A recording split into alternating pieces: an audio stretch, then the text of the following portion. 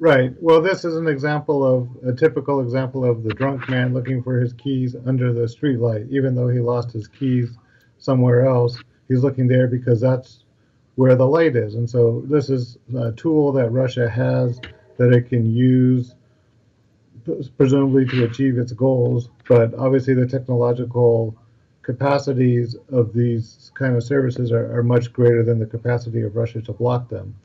Well, it's pretty clear that over time, Russia is increasingly cracking down on the internet. I mean, originally it didn't pay much attention to it, and there was an effective free communication on the internet, much more discussion there than you had anywhere else in the Russian media. But I think after the 2011, 2012 protests, where it became clear that opposition groups could use the internet to mobilize the population, then the Russian government has been doing a much more sophisticated crackdown. And I think that is having some impact on removing some of the most popular websites, some of the most critical websites from the internet. So this is just another step in that direction. It may or may not be effective, but it's part of an ongoing process of trying to put limits on the internet.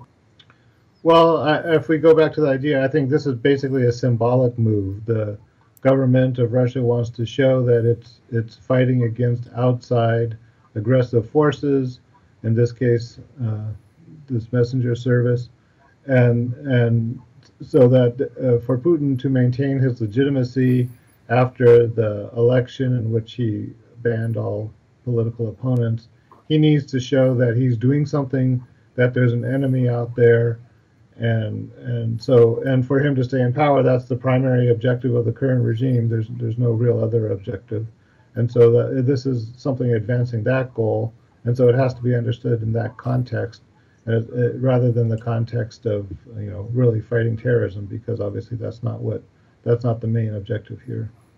The Russians are sort of shooting themselves in the foot because here they've invented something that's quite technologically advanced, but they're blocking its use around the world. So it kind of shows you the conundrum of Putin, that he has this huge capacity within his country to really innovate and develop new interesting products, but he's basically killing that for political purposes.